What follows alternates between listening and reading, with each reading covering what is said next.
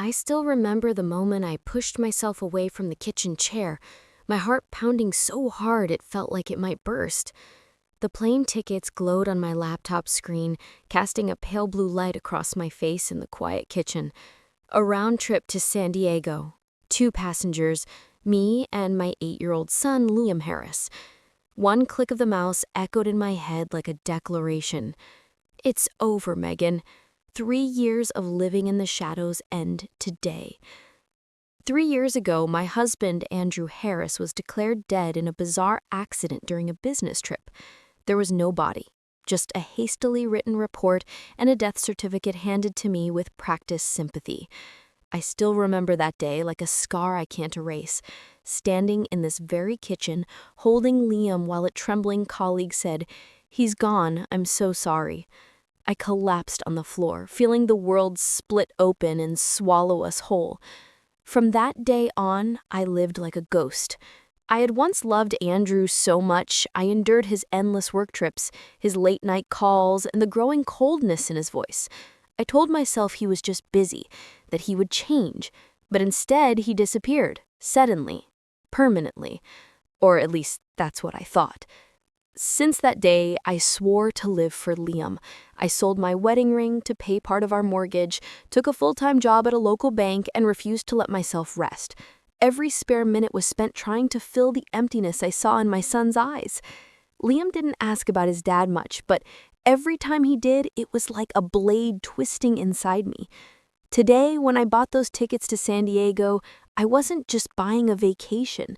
I was buying a promise to myself, to move forward, to smile again, to teach my son that life isn't only about loss. I closed the laptop, leaned back in my chair, and exhaled.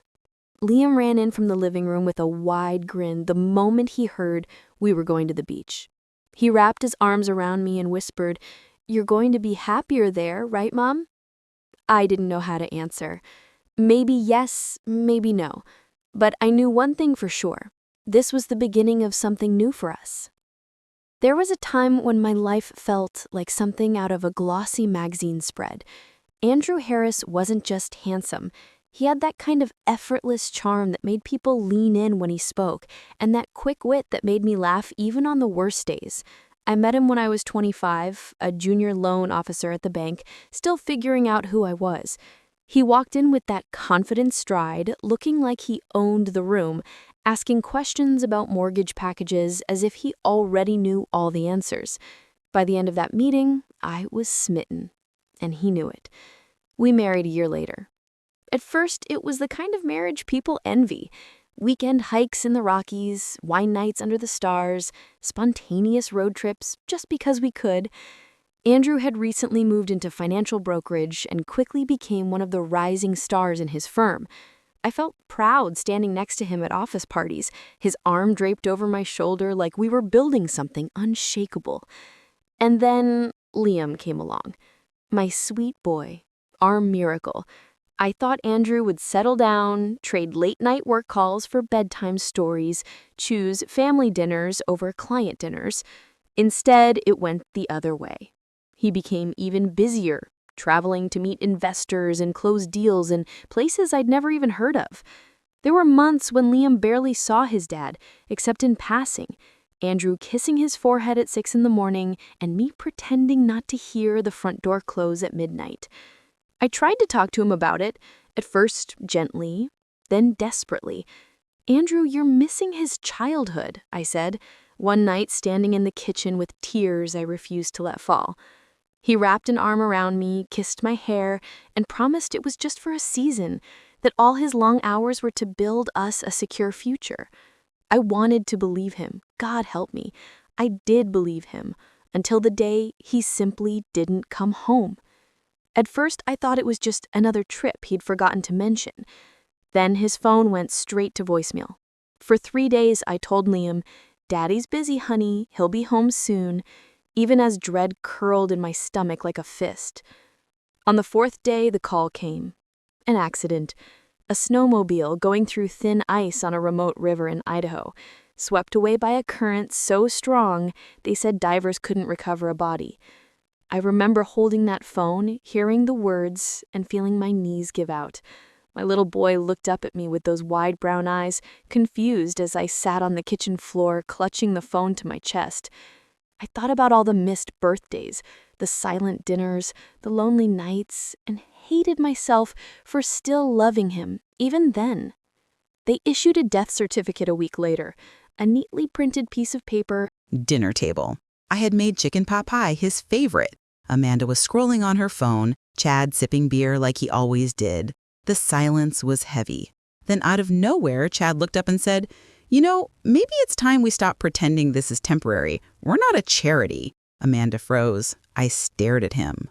What do you mean? He smirked. I mean, how long is this supposed to go on? You're not working. You're not contributing. We've got bills. We didn't sign up for extra mouths to feed. My breath caught. My heart was pounding. I turned to Amanda, desperate. Amanda! She wouldn't meet my eyes. Maybe it's best, she mumbled, if you find something more stable for everyone's sake. Everyone's sake. I didn't scream. I didn't argue. I stood up, walked to my room, packed my things, 2 suitcases. That's all I had left of my life. I didn't even cry while I packed. The tears came later when I stood outside their building, the wind biting through my coat, and realized I had nowhere to go. Amanda didn't walk me out. Chad didn't even bother pretending. I sat on the curb for an hour. My phone battery was dead. My heart was too. I remember thinking, this is what it feels like to be erased. That night, I checked into a motel, the kind where the wallpaper peels and the vending machine eats your change. I lay awake, staring at the ceiling, wondering how everything could turn so cold, wondering what I had done to deserve this kind of abandonment. The next morning, I sent Amanda a message. I understand. I love you always. No reply. The next week, I sent another, then another. Birthdays, little updates, silence. 3 months passed. Each day felt longer than the last. I tried applying for jobs, anything. But no one wanted to hire a grieving widow in her late 50s with no recent work history. I considered cleaning houses, babysitting, but my body didn't move the way it used to. The loneliness, it was suffocating. And worse than that, the shame. I had given everything to that girl. How could she turn her back so easily? One evening, as I was going through a box of old family keepsakes, trying to feel close to something, anything, I found it. My mother's old diary. I hadn't read it in years, maybe never, but something pulled me to it. I sat on the edge of the motel bed, turned the pages, and that's when I found it. A name, a truth, a secret that changed everything. I remember the moment clearly. My hand shook, my heart raced, because suddenly I wasn't just the mother who got kicked out. I was someone else entirely. And for the first time in months, I smiled. They took everything from me, but they had no idea what was coming. After that night, the days blurred into each other like gray watercolors bleeding on a wet canvas. The motel room smelled of stale air and distant cigarettes. The buzzing hum of the vending machine outside my door became a lullaby of defeat. I stayed quiet.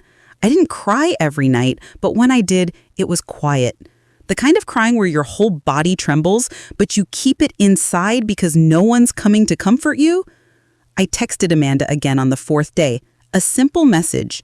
I'm okay. Just wanted to know. San Diego greeted us with warm sunlight and the smell of salt in the air. A welcome change from Denver's dry chill. Liam was still buzzing from the flight, talking about how the ocean looked from the window, how big the waves must be, how he couldn't wait to build the biggest sandcastle ever. I smiled, trying to stay present, but my mind was stuck on that man from the plane. It had to be coincidence, I told myself again and again. People look alike all the time. But that scar, that posture, even the way his hand rested on the seat back, it was all too familiar. And Liam? Kids don't imagine things like that, not with that level of certainty. By the time we checked into the hotel, I'd convinced myself to let it go. This trip was supposed to be about healing, not digging up ghosts. We had a balcony view of the ocean, and when Liam saw it, he gasped like someone had handed him a treasure chest. He spent the evening running between the window and the TV, chattering about seashells and dolphins. For a few hours, I felt normal again. That night, after Liam had drifted off, I stepped onto the balcony, breathing in the ocean breeze. It was quiet, peaceful, until I heard voices from the balcony below. At first, it was just muffled arguing like any couple spat on vacation, but then I froze. That voice, that cadence. "Do you ever care about anything besides money?" a man snapped below, frustration laced in every word. My stomach dropped. My hands gripped the railing so hard my knuckles whitened. That voice, I would have known it anywhere. I didn't even have to hear every word. I could hear the rhythm, the exact way he emphasized his syllables when he was angry. A woman, young, judging by the tone, shot back. "Don't start with me, Andrew. I told you what I wanted from the beginning." Andrew. My knees went weak, and I had to steady myself against the balcony door. It wasn't possible. It wasn't supposed to be possible. I crouched slightly, just enough to peer down without being obvious. There he was. Same broad shoulders, same familiar way he gestured when he talked, wearing a t-shirt and shorts. The wide-brimmed hat and sunglasses were gone, and there was no mistaking him now. Andrew Harris, my dead husband, was alive, breathing, and staying one floor under me with a woman named Chloe? My first instinct was to storm down there, demand answers, scream all the questions that had been buried for 3 years, but my feet wouldn't move. Instead, I stood there shaking, listening to snippets of their fight. "You think dragging me to some cheap hotel in San Diego makes up for everything?" she yelled. "It's a 4-star hotel, Chloe." Chloe? So that was her name. I backed away, pressing my hand over my mouth. My heart felt like it might break all over again. Not from losing him, but from finding him alive, smiling at another woman, living a life I wasn't even allowed to know existed. When I finally stepped back inside, Liam stirred in his sleep and mumbled, "Mom." I knelt next to him, brushing hair from his forehead. "Shh, it's okay, sweetheart. Go back to sleep." He sighed and rolled over, completely unaware that his entire world had just shifted. Mine had too.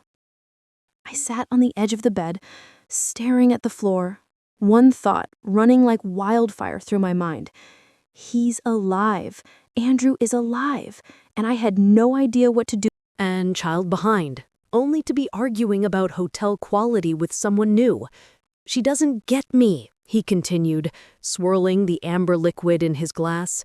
"Thinks I'm some boring old guy trying to play young again. Maybe she's right." He glanced at me then, eyes searching like he was trying to place me. I held my breath and looked down at my drink. "What do you want her to see?" I asked quietly. He chuckled, a bitter sound. "That I'm not just some guy with money. That I've been through hell and back. That I'm trying to do better, but no one ever sees the big picture." He paused, then shook his head. "Forget it. You don't want to hear my sob story."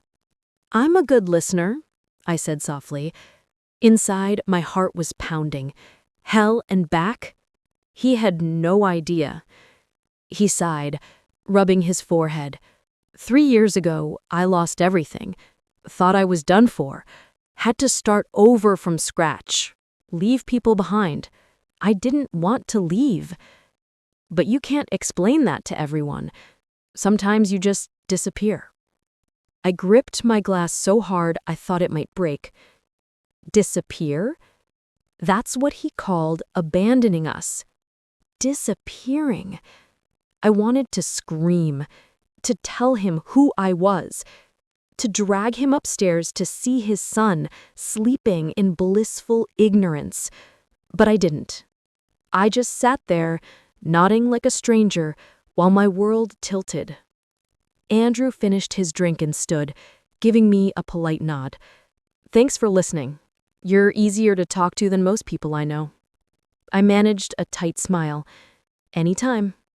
And then he walked away, leaving me staring at the bar top, shaking with a mix of fury, and something I hated to admit, relief. Relief because the voice, the face, the man, they were real. He was alive, but now I had to face a terrifying question. What was I going to do about it? The following afternoon should have been perfect. The sun was warm but not blistering. The breeze carried that salty smell that always made me feel like life could start over. And Liam was happily building what he called the strongest sandcastle in California. I sat on a striped towel nearby, watching him dig and shape towers while sipping from a bottle of water. For the first time in days, I almost forgot about Andrew. Almost. Then I heard a woman shout it. I turned instinctively, scanning the crowded beach until I saw her. Chloe, the young woman from the balcony. She was kneeling beside someone sprawled in the sand. My heart froze. It was him. Andrew was lying on his side, pale and unnaturally still, one arm twisted awkwardly beneath him. Chloe was frantic, shouting his name, shaking his shoulder, but he didn't respond. For one split second, I considered staying where I was. After all, he wasn't my problem anymore. But then I saw Liam, watching, wide-eyed, gripping his sand shovel like a lifeline. "Mom, is that—" I didn't let him finish. "Stay here, sweetheart," I called, already running. When I reached Andrew, his breathing was shallow, his pulse faint but present. Years ago, I'd taken a CPR course for work. Muscle memory kicked in. I rolled him carefully onto his back, tilting his head to clear his airway. "He's breathing," I said, more to myself than to Chloe, who was still sobbing. "Probably heat stroke or dehydration." I shaded his face with my towel and barked, "Go get someone from the hotel or call 911. Chloe nodded and sprinted off. It was surreal. Kneeling there on the sand, holding the wrist of the man who had faked his death and shattered my life. Part of me wanted to let go, to stand up and walk away. But I didn't, because even after everything, there was still this reflex inside me to save him. Andrew stirred, eyelids fluttering. He groaned, his voice low and disoriented. "Megan." I froze. He had recognized me. "Yes," I said quietly. "It's me." His eyes opened fully, confusion flooding his face as he focused on me. You're really here, alive." "Just like you," I said, my voice trembling with a sharp edge I hadn't planned. Chloe returned with a hotel staff member carrying a first aid kit. He knelt beside us, checking Andrew's vitals while I stepped back, wiping my sandy hands on my shorts. My pulse was still racing, and not from running. The staff member helped Andrew sit up, offering him water and instructions to rest in the shade. Chloe hovered, glaring at me like I was some stranger intruding, which, in her world, I guess I was. Andrew's gaze stayed locked on me. "Megan, please, we need to talk." I stood, brushing sand from my legs, my expression neutral. "Not here. Tonight, 10 o'clock, the hotel bar."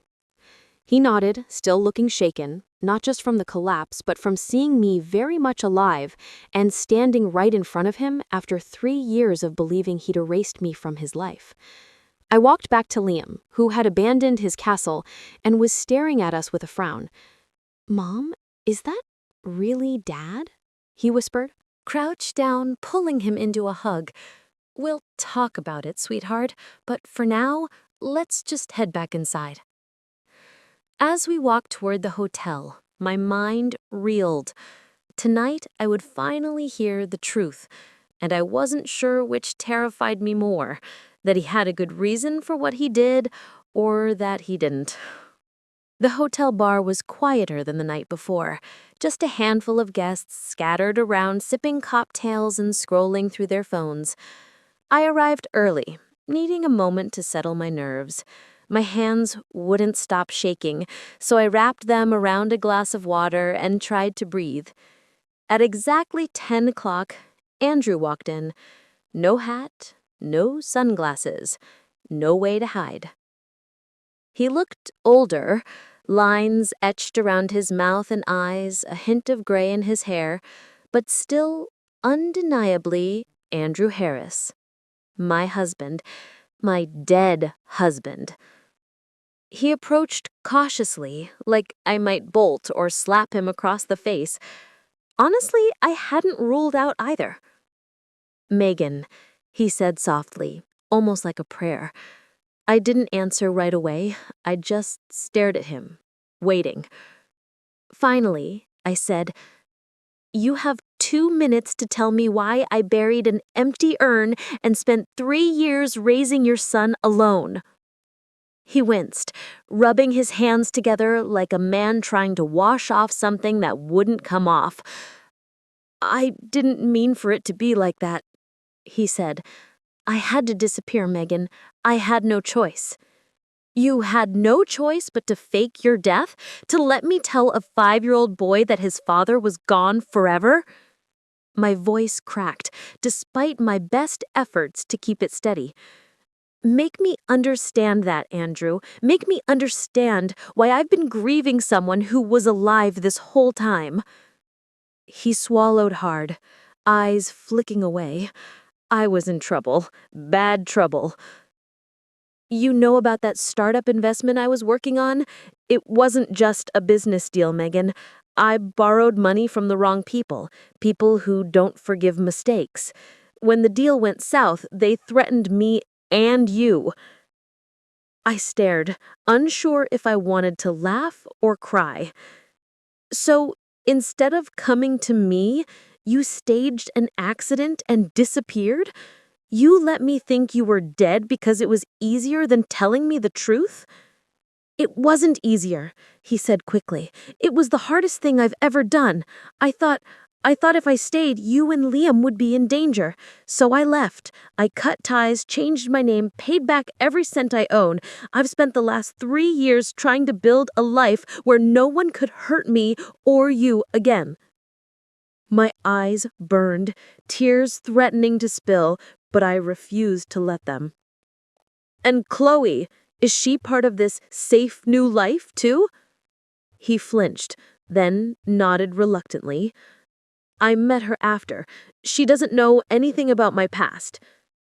I sat back, crossing my arms.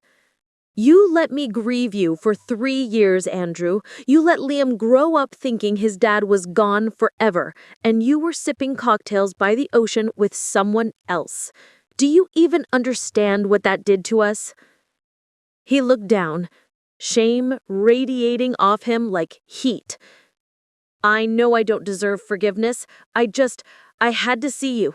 I had to see Liam. I had to know if there was even a chance to make things right." The tears came then, but not for him, for me. For the years I spent clawing my way out of grief while he hid behind a new name and a new girlfriend. "You don't get to decide when to come back," I said quietly. "You don't get to walk in here and act like we can just pick up where we left off." Andrew reached out, but I pulled back. "Megan, please let me be a father again. Let me explain to Liam. I'm begging you." I stood, pushing my chair back slowly. "Tomorrow, 11 a.m., at the hotel cafe. You can see him, but after that, we'll see where this goes." And then I walked out, my legs trembling, but my spine Finally had the truth. But it didn't feel like closure. It felt like the start of another storm I wasn't sure I could weather. The next morning, I woke up before the alarm, staring at the ceiling, wondering if I'd made a mistake agreeing to this. Letting Andrew see Liam felt like opening a door I had welded shut 3 years ago. What if it hurt Liam more than it helped? What if it reopened wounds we had finally learned to live with? Liam, however, woke up thrilled. He thought we were just going to breakfast. "Do they have pancakes, Mom? Please say they have pancakes," he said, tugging on his sneakers. I forced a smile. "They have pancakes, sweetheart. Don't worry." By the time we reached the hotel cafe, Andrew was already there, sitting at a corner table, nervously tapping his fingers. When Liam saw him, he froze, his face scrunched up like he was trying to solve a puzzle too big for him. "Mom," he whispered, "that's him. That's really him, isn't it?" I nodded slowly. "Yes, honey, that's your dad." Liam didn't run to him like in the movies. He walked carefully, eyes locked on Andrew, and stood across the table staring. Andrew's eyes glistened as he knelt to meet him. "Hi, buddy," he said softly, his voice breaking. "It's me. It's Dad." Liam's lip trembled. "But you were gone. Mom said you—" He stopped, choking on the words. Andrew's face crumpled. I know, and I'm so sorry. I made a big mistake. I thought I was protecting you and your mom, but I hurt you instead." For a moment, neither of them moved. Then, slowly, Liam stepped forward and wrapped his small arms around Andrew's neck. Andrew held him like he might never let go, his shoulders shaking. I looked away, blinking hard, because whatever my feelings for Andrew were, Liam had just gotten a piece of his heart back. They sat down, and Andrew ordered pancakes and orange juice for Liam, coffee for himself. The conversation was awkward at first. Liam asked about where Andrew had been, what he'd been doing, and Andrew gave vague but honest answers about traveling for work and fixing some big problems. I let him handle it, resisting the urge to correct or add details. At one point, Liam leaned in and whispered, "Did you miss me?" Andrew swallowed hard. "More than anything in this world." That was all it took. Liam smiled, small at first, then wide, and started talking about school, soccer, and the sandcastle he'd built yesterday. Andrew listened like every word was gold, nodding, laughing at the right moments, his eyes drinking in every expression on our son's face. When breakfast ended, Liam tugged on Andrew's hand. "Can you come to the beach with us today, please?" Andrew looked at me, silently, asking permission. I hesitated, but finally nodded. For a little while, the three of us walked down to the water, and for an hour, it almost felt normal. Andrew and Liam built sandcastles together, just like I had dreamed they would years ago, laughing when the tide took one of the towers. I watched them, my heart torn in two directions, grateful that Liam had this moment, but painfully aware of all the moments we had lost. When it was time to leave, Liam hugged Andrew again and said, "Can we see you tomorrow too?" Andrew glanced at me. "We'll see, buddy. One step at a time." On the way back to the hotel, Liam's voice was bright, excited. "Mom, maybe he can come home with us. Maybe we can be like before." I didn't answer right away because I didn't know the answer. The door I had welded shut was wide open now, and what came through it might change everything, for better or worse. That evening, after Liam fell asleep, I sat on the balcony, staring out at the ocean. Waves rolled in steady and calm, so unlike the storm inside my chest. Seeing Andrew with Liam had been healing in a way I hadn't expected. But it also brought back a raw ache I'd worked so hard to bury. Andrew knocked on the balcony door softly. I let him step out, his eyes cautious, as if unsure how close he was allowed to stand. "He's amazing," Andrew said quietly. "You did such a good job with him, Megan." I crossed my arms. "I didn't have a choice. You were gone." He nodded, guilt etched deep on his face. "I know, and I'm sorry. I can't take back what I did, but I want to be in his life now. Even if you never forgive me, please don't shut me out from him." I studied him, searching for any sign of the man I used to love. The man I married, not the one who ran away and let us grieve him for 3 years. "You don't get to walk back into our lives and act like we can pick up where we left off," I said firmly. "You faked your death, Andrew. You left me to explain to our son why his father was gone forever. You don't just erase that because you feel guilty now." He lowered his head. "I'm not asking you to take me back. I know I lost that right, but I am asking for a chance to be his dad again. I'll do whatever it takes. I'll move slowly. I'll respect your boundaries. Just please, Megan, don't keep me out of his life." For a long moment, all I could hear was the sound of the waves. Part of me wanted to tell him to disappear again and never come back, but I couldn't ignore the look on Liam's face when he hugged his dad that morning, or the way he laughed on the beach like he hadn't in years. "You can be in his life," I said finally, "but on my terms. You'll call before you visit, No surprise drop-ins, no disappearing again. And if you ever lied to him again about anything, we're done. Permanently. Relief washed over Andrew's face. Thank you. I promise, Megan, I won't screw this up again. I turned back to the ocean, my voice steady now. Good. Because I'm not the same woman you left behind. I built a life without you, and I'm proud of it. I don't need you, Andrew. Liam doesn't need you to be perfect. He just needs you to be honest. Andrew nodded, blinking quickly. You're stronger than I remember. I had to be, I said softly. You made sure of that. He left quietly after that, and I stayed on the balcony, letting the salty breeze dry the tears I didn't even realize had fallen. This wasn't the fairy tale reunion Liam might have hoped for, but it was honest, and honesty was something I could build on. Even if it was just me and Liam moving forward, with Andrew playing a small, carefully monitored role in our lives. When I finally went to bed, Liam stirred and murmured in his sleep, Mom, we're happy, right? I brushed the hair from his forehead and whispered, Yes, sweetheart, we're happy, and we're going to be okay. For the first time in 3 years, I believe